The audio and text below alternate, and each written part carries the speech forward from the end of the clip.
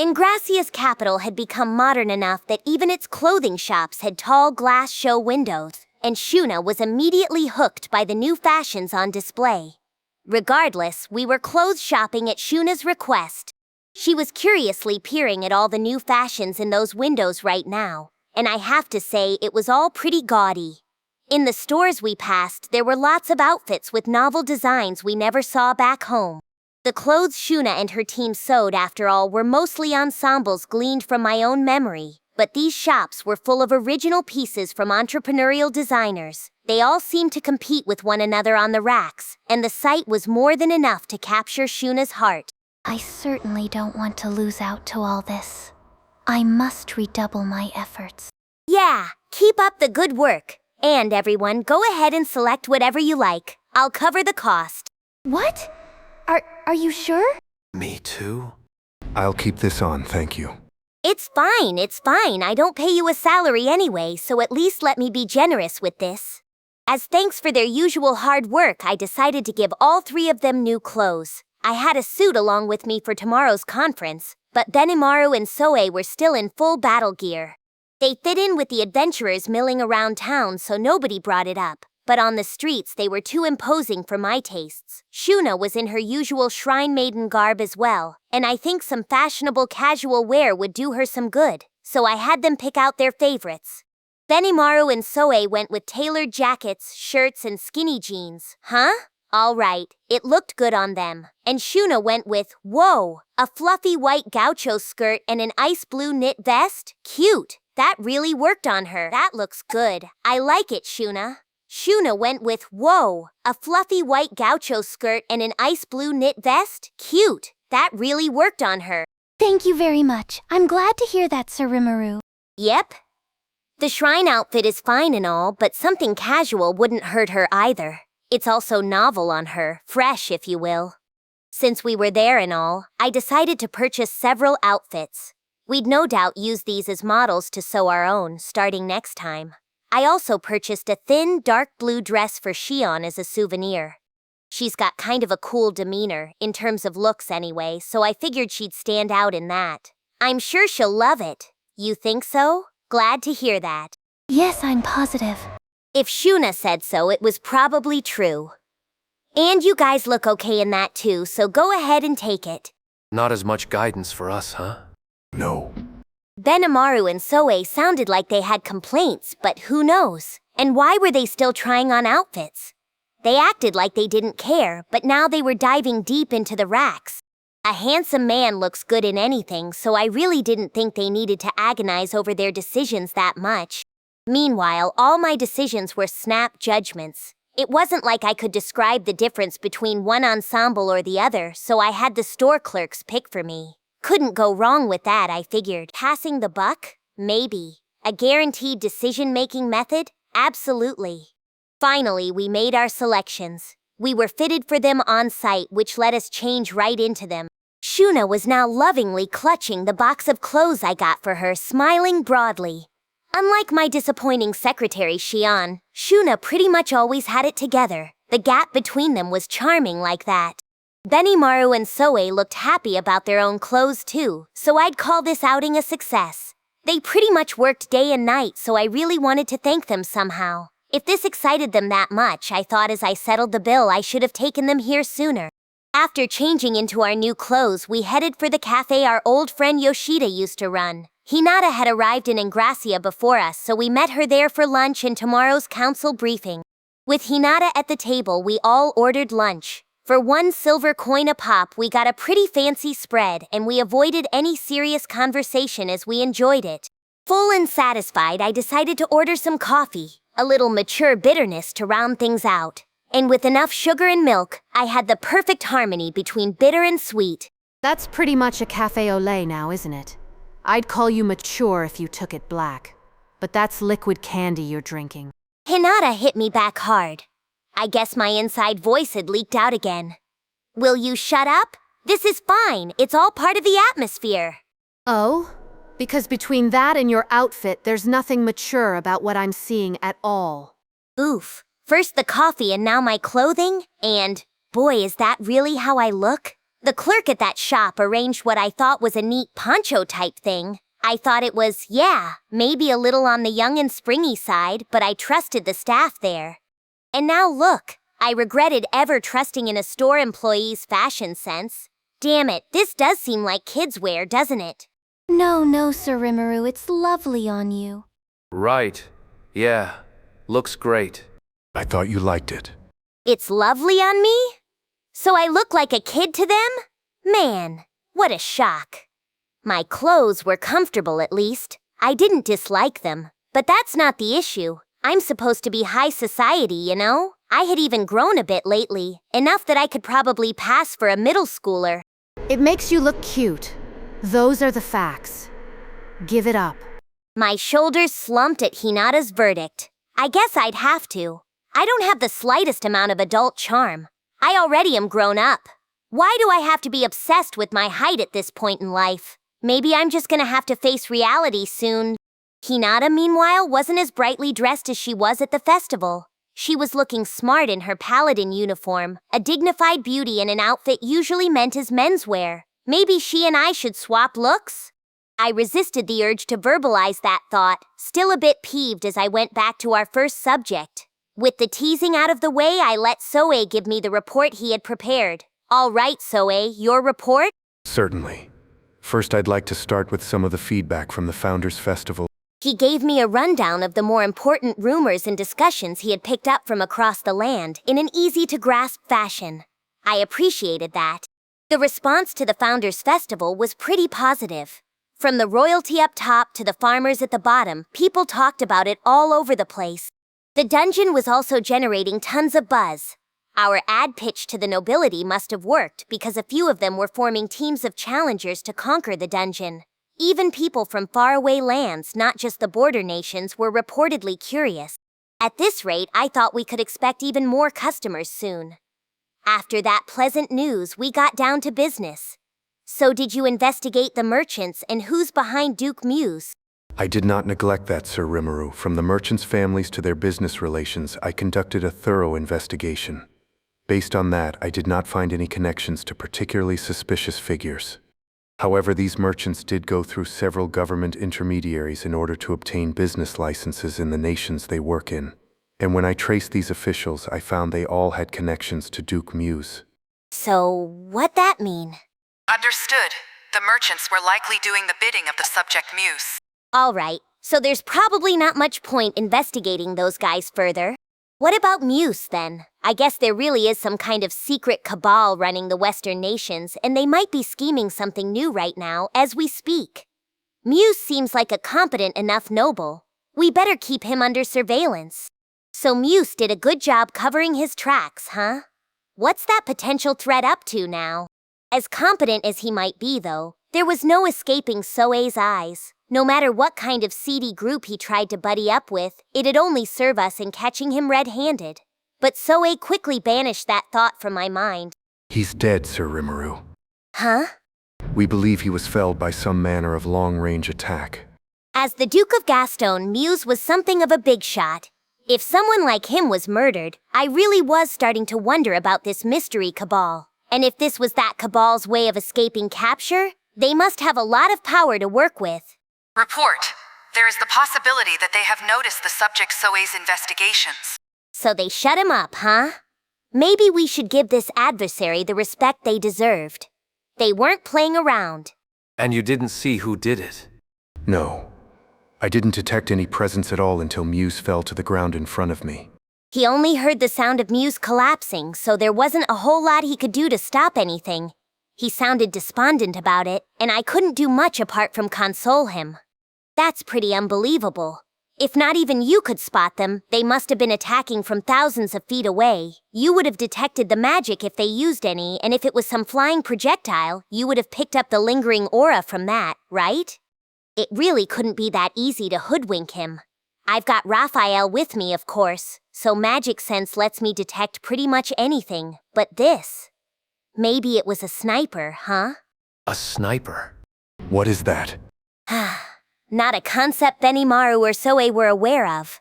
Shuna gave me a curious look as well, and I suppose I could see why. This world didn't have guns, but then would it be so unusual for an otherworlder to have one? You said a gun? I'm pretty sure Yuki has a handgun. Hinata's comment confirmed the worst part. If an otherworlder's handgun existed here, a longer-ranged weapon might exist too. With all due respect to the late Duke Meuse, we needed to discuss the method of his murder. So if there are handguns around, do you think a sniper did it? I don't know much about guns, but a handgun's range doesn't go beyond 50 yards or so, does it? Maybe. So we'd need something like a rifle. Are there sniper rifles in this world or anything? I couldn't tell you. I've certainly never seen one, but I can't guarantee there aren't. Right. But maybe it's better for now to assume there were and act based on that. I decided to send a thought communication to Benimaru and the others to describe the kind of rifle I was envisioning. Interesting weapon. Yes, if someone used that, I can understand why I didn't detect it. I think I could handle this weapon well enough. We can mix up the required gunpowder, and I imagine Dold would be able to make the unit itself for us. The three of them had a variety of feedback. Benimaru didn't seem too impressed, but to Soei it was a threat that he clearly didn't have a countermeasure against as a bodyguard. It was a different sort of mission, and a different sort of challenge. Shuna, meanwhile, was eager to make one of her own, the scariest reaction of all. I'm sure it was possible, yes, but should we?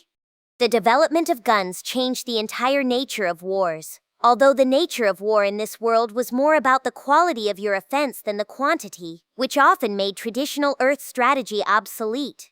Bringing guns into the mix seemed dangerous to me. I figured we should hit the brakes on that for the time being. In the other world, this is a brutal weapon, something that can make even a powerless person the strongest out there. I can't say how effective it'd be over here, but maybe you could defend yourself against a magic beast or the like.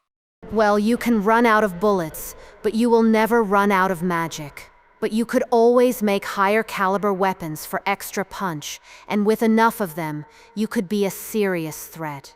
But I hope you won't start mass producing them just because you can, all right? Yes, it certainly wasn't impossible. In fact, it was very possible. That was why Hinata put her foot down so fast. We'll see. I think magic's gonna win out in a fight, but arming the general populace with guns would still be dangerous. The lack of widespread gun ownership in Japan made me feel that particularly keenly. Looking at the news from overseas, you had situations where guns helped protect someone, but there were a lot more cases where nothing would have happened if guns hadn't been added to the mix in the first place. With that in mind, giving everyone access to such a lethal weapon out of nowhere seemed hazardous. All right.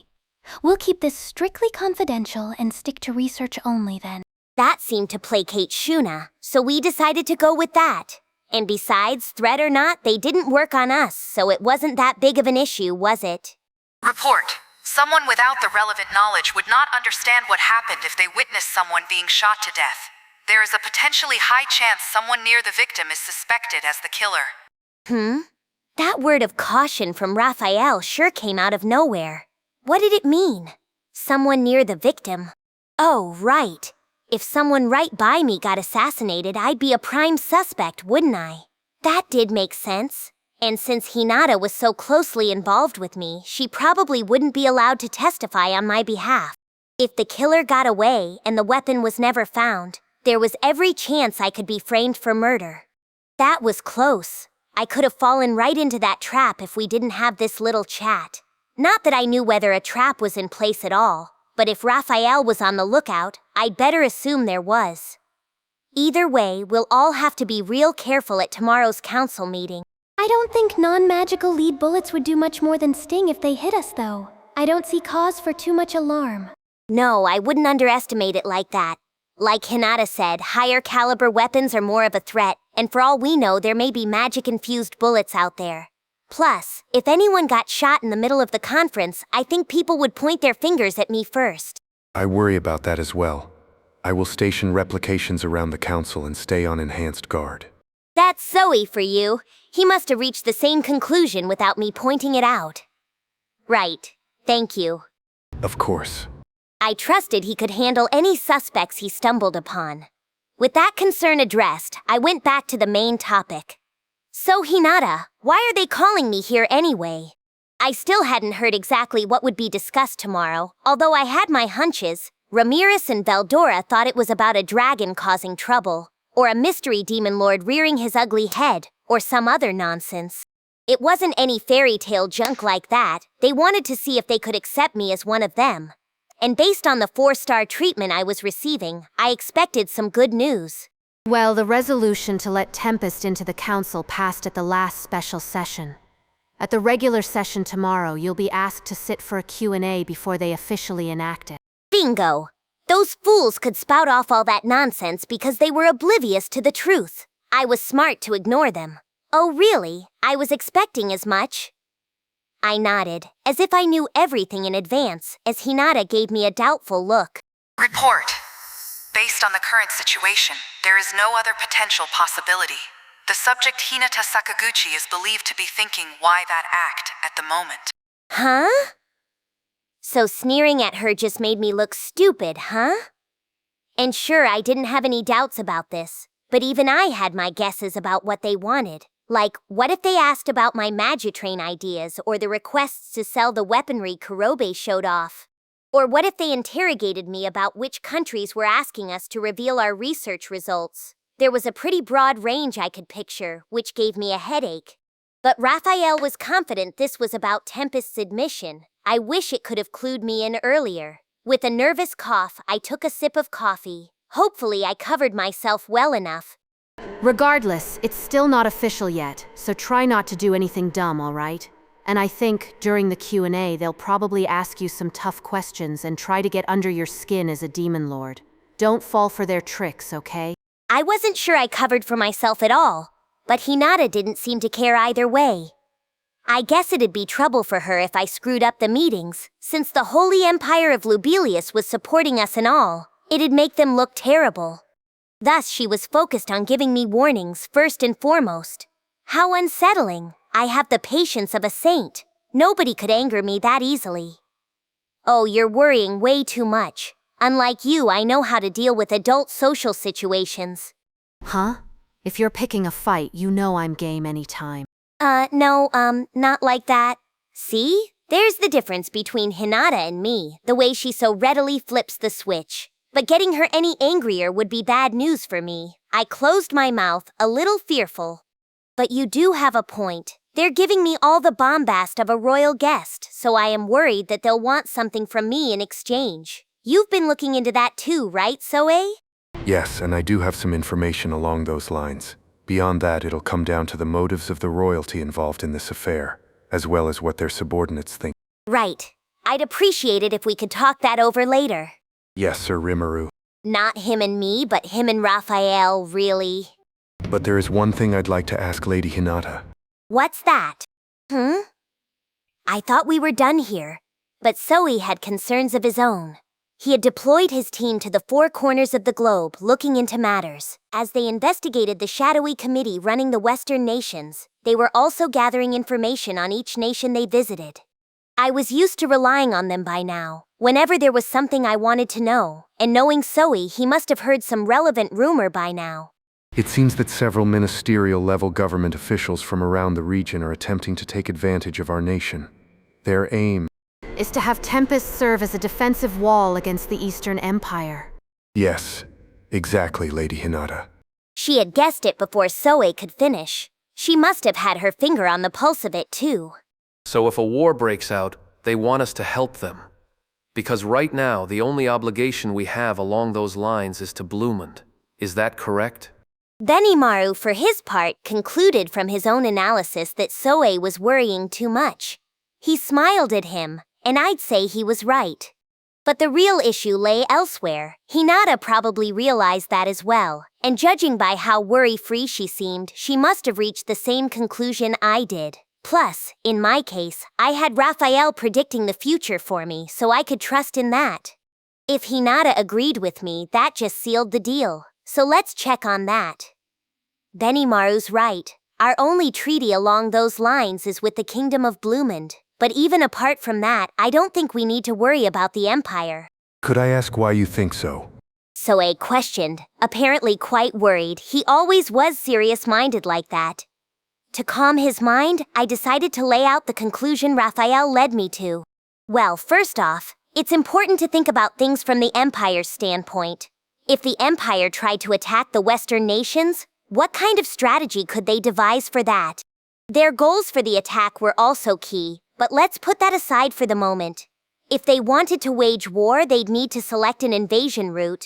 There was a path straight through the forest of Jura, a harsher one over the Kanat Mountains, and a potential sea route, the old trade passage dating from before our highway system. And while it depended on how large a force the Empire sent, there were issues with every option. The sea route was direct, but coastal waters belonged to over a sea monsters. Even a large fleet could vanish before it ever reached Farmus. The Kanat Mountains were no better for an army. Dragon's Nest, brutal terrain, narrow seasonal paths, and the Western nations waiting on the far side made that route nearly suicidal. No sane strategist would build an invasion plan around either route.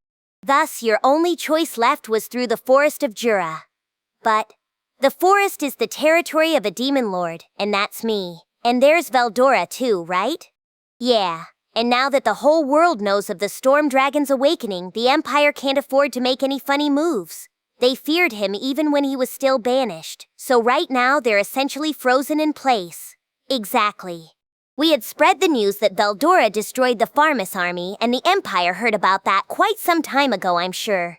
Any ambitions they had along those lines must have been shelved by now. The Empire had feared Veldora for ages, and that fear made them too careful for their own good.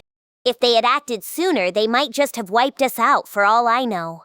But now Veldora's here, and Veldora was chiefly why Raphael assured me we were golden. Report. That was a prediction, not a conclusion. The situation is constantly changing.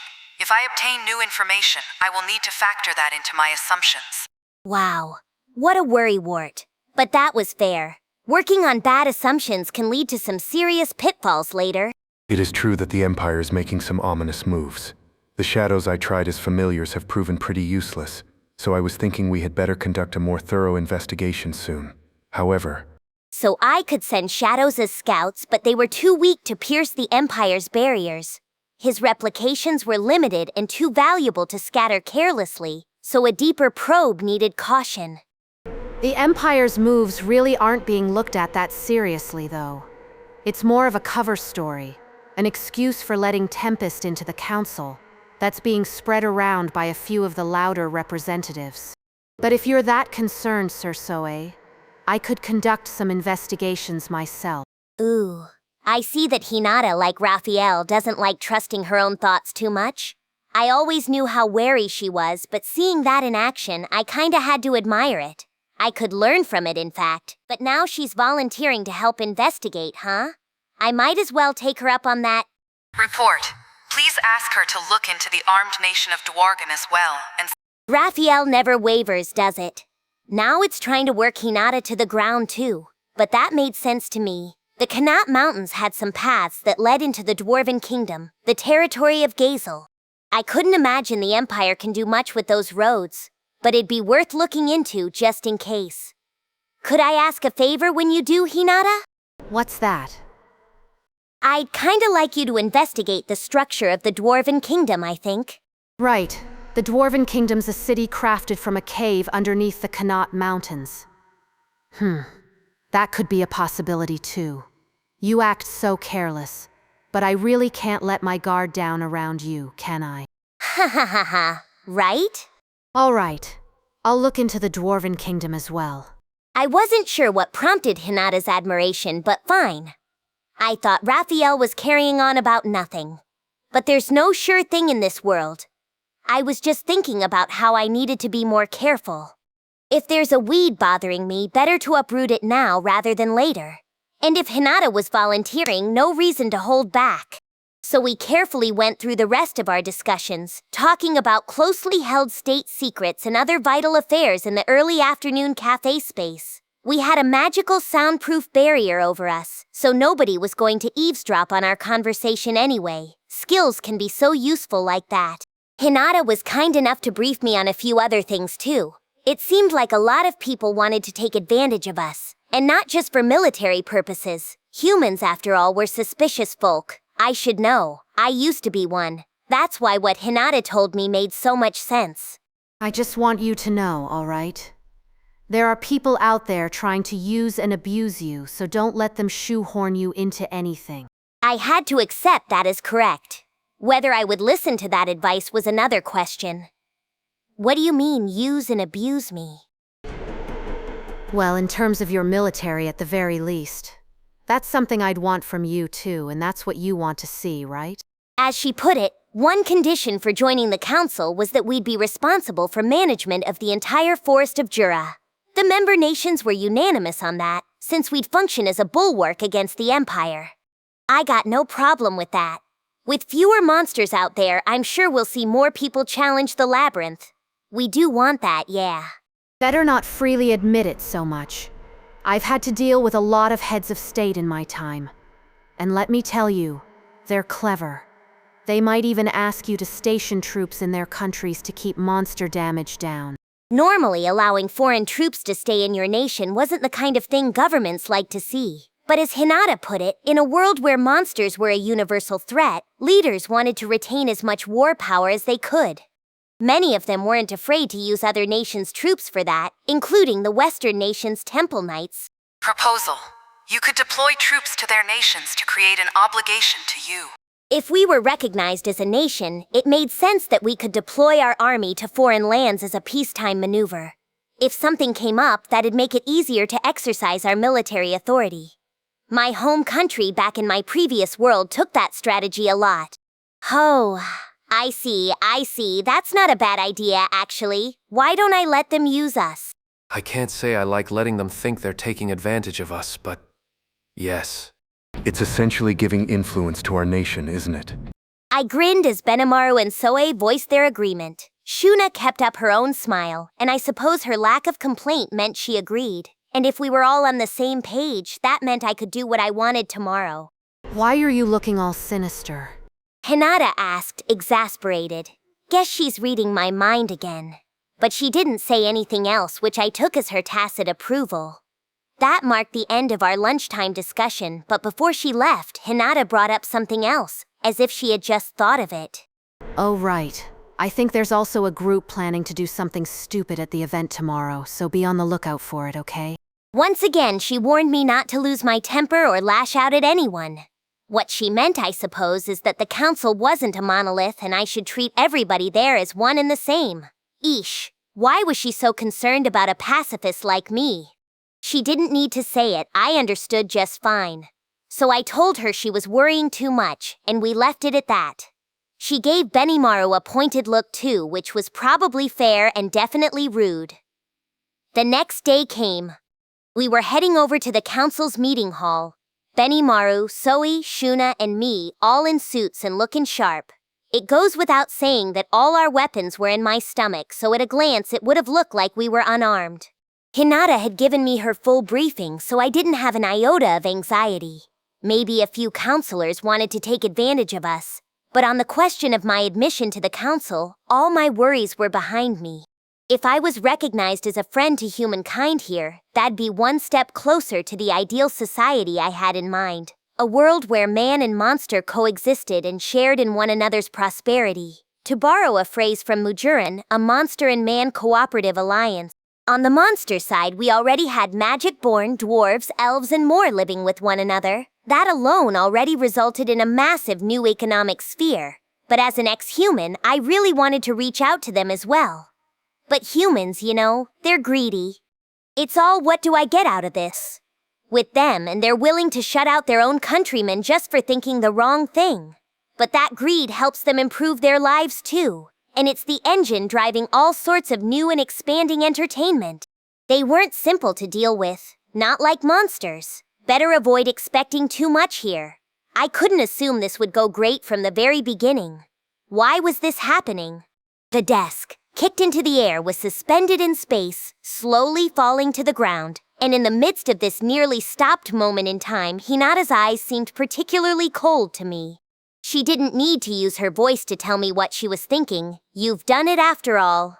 With a heavy sound, the desk crashed to the floor. I buried my heel in it, crushing it beyond recognition. Too late to turn back now.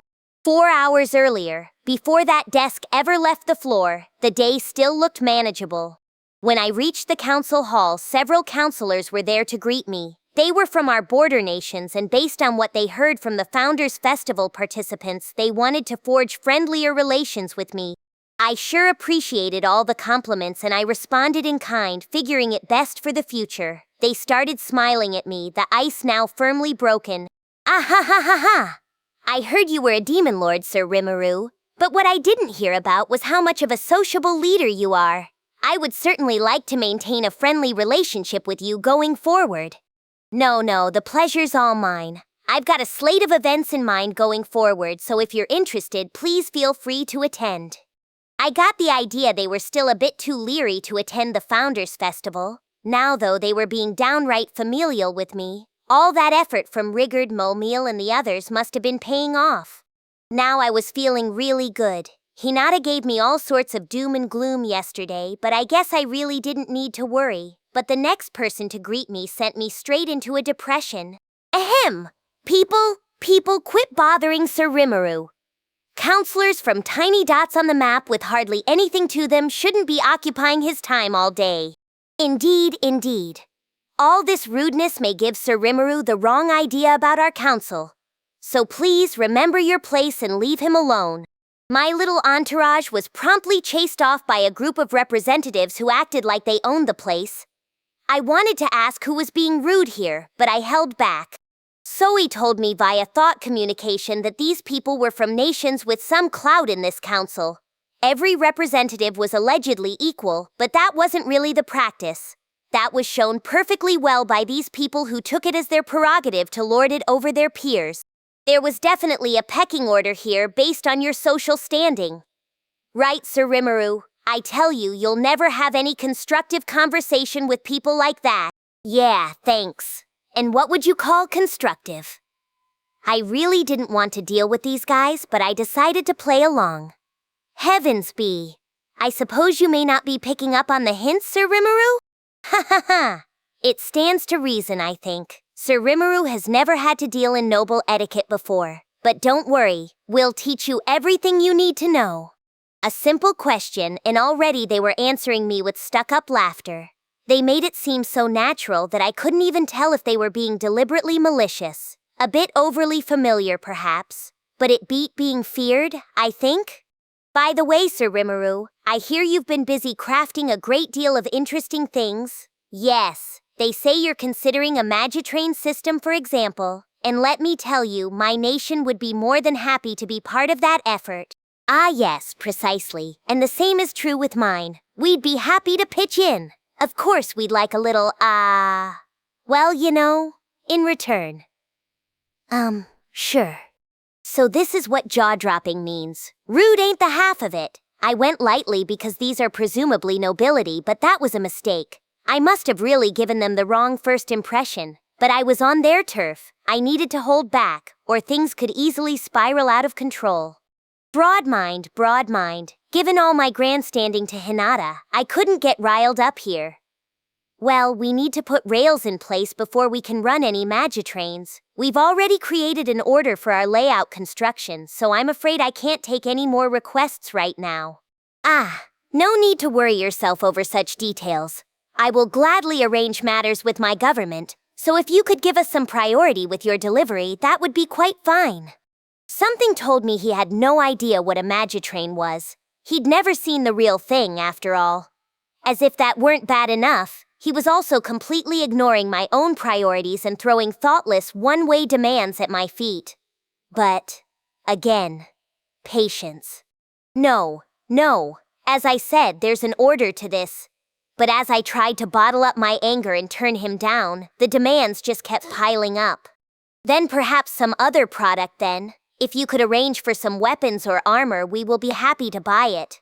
Of course, don't forget to compensate us later. The bearded man in front of me, representing the Duchy of Lakia, was a particular eyesore. He was not so stealthily demanding a bribe. I wondered if he had somehow forgotten I was a demon lord. The nations adjoining the Forest of Jura were exposed to monster threats, but these more inland nations enjoyed total peace and security from them. That's why they prospered so much, I suppose, and maybe they just didn't see a demon lord as that big of a deal. But this was still an awful way to approach me. I felt like an idiot for even giving him the time of day. Also, may I inquire as to what kind of education your agent Mignomli has? I asked my officials to have him open some business channels, but he's been rather evasive about giving a reply, I hear. Would we be able to work with someone else instead? I wanted to yell "shut up" at him. If this was the type Mule Meal dealt with, then I was inadvertently putting him through a ton of pain. He always seemed to brush them off with ease, but some officials are more stubborn than others. I had a lot to learn from him. "I'll look into that," I replied with a smile. Such a lovely turn of phrase, "I'll look into that," indicating your interest in getting the job done but offering no firm timetable, freeing you from the obligation to actually do anything. The secret weapon of elite office staff everywhere. That was the brilliant strategy I deployed. Bluff my way through, then pretend the conversation never happened. Ah, good to hear. We'll look forward to future matters then. And now we'd best be on our way. Don't be shy about offering your lineup now. We can talk any time. That phrase deftly shooed all those fools away. Now that's how an adult deals with matters. If you want something, go buy it yourself. That's what I say. Ah, certainly, I look forward to that. I lied as I saw the representatives go. What a pain they were. I had no obligation to give them anything. It'd be much surer for us if we just sold our wares through the Free Guild. At least they didn't demand bribes. A few other counselors approached me as well, and I gave some quick greetings before moving along. Any long conversations here seemed likely to get me in trouble. It was still morning and already I was getting a bit testy, but at least this was good experience. If I caused any problems before the conference even began, there's no telling what kind of tongue-lashing Hinata would give me later. I decided to accept things as they were as we entered the hall. Should you have let them go like that, Sir Rimuru? I can't believe you forgave their flippant behavior. Benimaru turned to me the moment the attendants guided us to my seat. He held back before following my lead, I suppose. I was ready to vent back at him, but Soei and Shuna beat me to the punch. Don't expect Sir Rimuru to act like you. The bleating of little minions like them would never be enough to disturb his mind. Exactly, my brother. Sir Rimuru has a heart as broad as the wide open sea. It would be foolish for him to engage with the common crowd like that. Sure. If that's what they say, I guess I'll just have to play along. Yeah, something like that. Benimaru, if you let that rile you, you've still got a lot to learn. Of course I was angry on the inside, but if Shuna and Soei were kind enough to misread my body language for me, I had to work with it. I spent a few more minutes lecturing them on the finer points of interacting with humans. The seats were laid out in a fan shape, with us at the base where the chairman would normally be situated. This put everybody's focus squarely on us, one desk and one chair. My associates had to stand behind me. The chairman emceeing this session had moved to a safer seat on the second mezzanine. I say safer as compared to us. Being a demon lord must have put a lot of people on their guard around here, and having all their eyes on me made it terribly difficult to collect my thoughts. So the meeting was formally brought into session, but that's when hell really began for me. I was trying to be shrewd, as haughty as my post demanded, but I couldn't lose my temper either. I had to hold it all in, listening to everything the counselors said. Hinata had clued me in on the agenda before I came here. First, on the subject of Tempest joining the Council of the West, the representatives were debating on assorted conditions to impose on the deal. These could be broadly divided into 3 demands. 1. Adherence to international law. 2. Access to our economic sphere. 3. Provision of military power. Number 1 was no problem to me. If we became a member, we'd have a duty to follow the law, big or small. The council didn't have any right to be involved with the internal laws of other nations, which eased my concern. Each individual merchant would have to follow the rules of whatever country they were doing business in, and if any problems arose, they'd be resolved following those laws. Got a problem with that judgment? The merchants could file a complaint with their nation's embassy. Depending on how that turned out, it'd either become an international issue or the merchant would have to give it up. Frankly, I liked that system a lot more than what I saw after the Founders Festival. It established an international legal framework to preside over cross-border issues. complete with an international court and a judge from a third-party nation. In fact, that was part of the council's role in this region, with representatives recusing themselves as the legislature debated issues involving them. Nothing too tricky about it.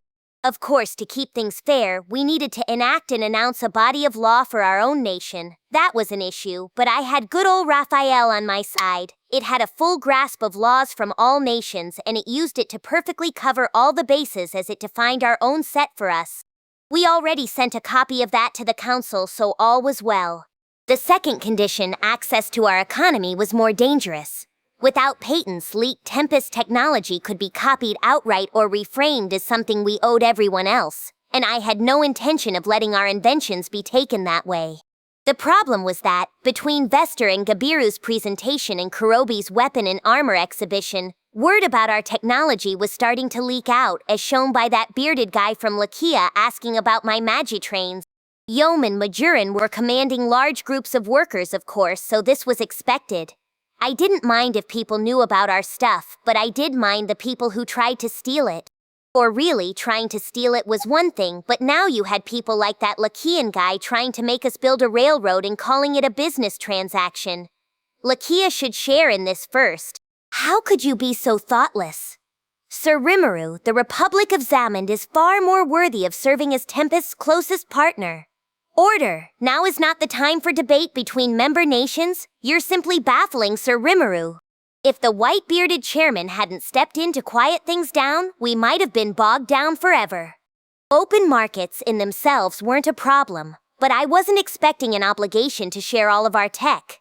If they see us as some kind of international handyman for them, I dreaded how they might try to use us in the future. Now I saw why I had reason to worry about the things I did. And despite how depressed I already felt, the conference was still dragging on. Condition 3, military power, was the part we could turn around. Tempest would defend the forest of Jura anyway, and the smaller nations wanted help with monster threats they could not handle cheaply on their own. If they paid defense fees and leaned on us for protection, that dependence would become influence for Tempest. It would also strengthen our rear support if the Empire ever did move west. The trick was making our strength obvious enough that the Western nations chose to rely on us instead of fearing us. As each of the representatives gave us demands and played interference with one another, the chairman completed his preamble. Those are the conditions placed upon the admission of the Jura Tempest Federation. Lord Rimuru, do you have any objections? I had better give him some, or else I'd be consenting to everything. I could ignore the counselor's inane commentary, but I better not commit any oversights with these conditions. I wanted to take advantage of these guys, but unless I could bind them down with a treaty, I was wasting my time. Isn't this the kind of thing we work out on paper first, then get a chance to debate on? That annoyed me a bit. What if I couldn't give them an instant reply in this session? I assumed this was another way of harassing me. But I had Raphael with me, considering all the oral arguments and using my own hands to write them down. Talk about omnipotent. So I had my friend think about the issues and come up with a rebuttal. Well, I've considered all of your conditions and prepared a list of my doubts and alternative suggestions for each one. If you can accept those, I have no reason not to go forward. I handed the documents I had written up to Benimaru, who took them to the chairman. He accepted them, looking a bit overpowered by him. What? I had agreed to the general outline of the conditions offered, but I had changed a few of the stipulations to ensure I still profited, even if they took advantage of me. Raphael was kind enough to mark out all the sections to change for me, so, unlike an oral agreement, everything was set in stone after the fact. The chairman, no doubt seeing us as mere monsters, looked at the documents, a complete blow-by-blow rundown of the explanation he had given us, and blanched. I could understand his surprise when he saw my revisions in red pen, all but spelling out for him that he couldn't pull a fast one on me. It was all Raphael's doing, not mine, but let's gloss over the details here. If you have any concerns, I'd be happy to discuss them. If he couldn't accept my terms, there was no urgent need to join the council. I just presumed that my quest for general acceptance from humankind was still a bit premature, and deepened my ties with the nations that already accepted us. No, there are no problems exactly, but if possible, Lord Rimuru, I would like some time to debate these matters. The chairman, being no fool, must have realized that he couldn't browbeat us like usual. He would carefully go over my revisions, and he voiced no real complaint about that. Not that I got any time to deliberate, but even if I protested, I wouldn't have gotten any. So for now, I agreed to his request, even though he had not given us any time to consider theirs. After an extended 3-hour break, the meeting went back into session. Here's where my problems began. In response to the documents I submitted, the representative created something they called a list of requests and handed it to me. Judging by the tired look on the chairman's face, this was done against his will, but I didn't have any sympathy for him. A quick look through the list showed me that I could accept absolutely none of their demands. Here's a rundown. Open a Magitrain line to Englesia, with Tempest handling all construction and costs. Provide high-quality weaponry and armor. Tempest is requested to help the Western nations strengthen its military preparations.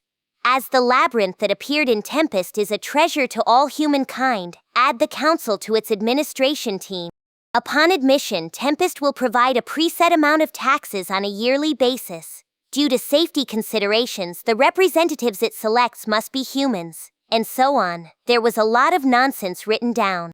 I gotta hand it to them. They made me lose my temper in the space of 3 seconds. These conditions weren't even worth debating. This wasn't just an unequal treaty. I'd sooner give up living with humans entirely than sign on to this.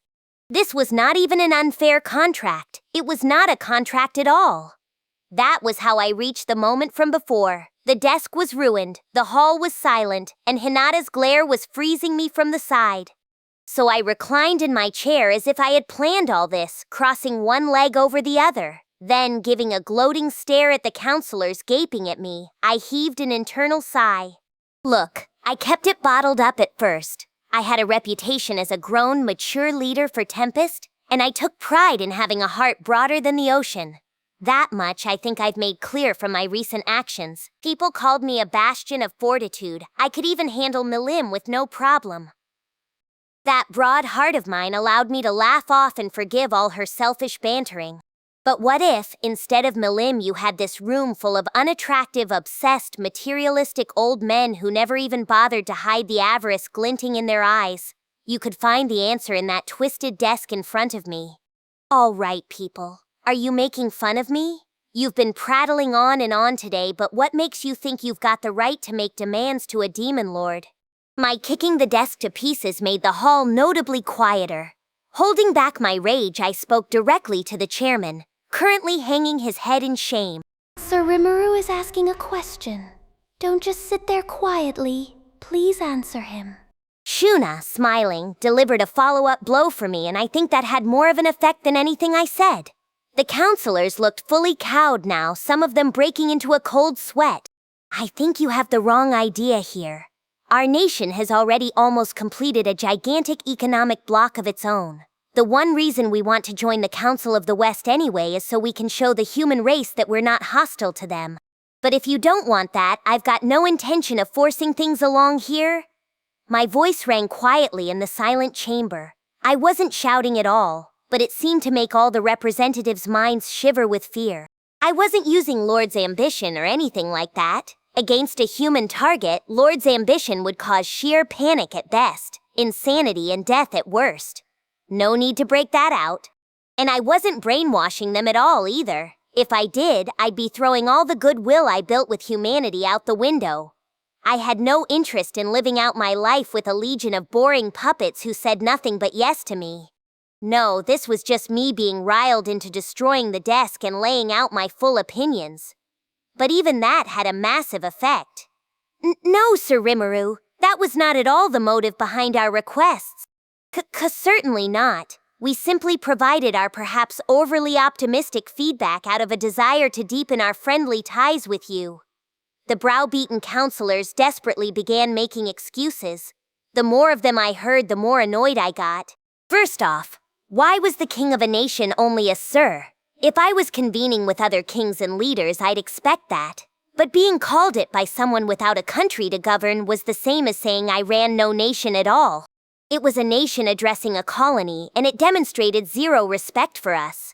I'm sure they look down on us as a bunch of monsters. I could put up with being looked down upon personally, but if it was my whole country, forget it. I am a demon lord and expected to be treated that way, but this was even worse than I expected. My hotel was first class, and a lot of the counselors here treated me with respect, so maybe I let my guard down a little. But still, this was horrible. Oh? Then what was your motive?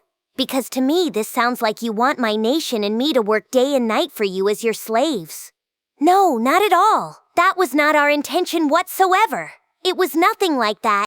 The counselors argued mightily. If these nobles were meant to represent entire nations, it just made my head hurt. Even with a heart as tolerant as mine, having to negotiate with people like this was testing me. If Yuki had made these sly old dogs do his bidding, then he must be the slyest fox of all. I wish I could follow his example, but I don't think I could. Suggestion. Would you like me to automatically handle this? Yes? No? It sounded like Raphael was saying something, but I'm sure I imagined it. Yes, it's a trusted, talented assistant, but it's still just a skill. It shouldn't be able to so freely speak its mind like that. I guess I've been relying on it so much, I'm starting to hear my own internal desires spoken back to me. If something like that were possible, I'd probably have Raphael give all my speeches for me, and it'd be like, why did I suffer for so long then? I shook my head, attempting to shake the delusions from my mind, then stared back at the counselors. Crap. Now that my mind was cleared out, I just realized I had no idea how to resolve this situation. Haste makes waste and all that. I just made things super complicated for myself, and fixing it all up was going to be an uphill battle. The representatives were frantic for a solution, and honestly, so was I. Report. It is not a problem. As you intended, Master, I have confirmed the effect of the spiritual interference affecting the room. What? I wasn't intending anything there. I wasn't thinking at all. I was pissed off, so I reacted accordingly. And now... Report.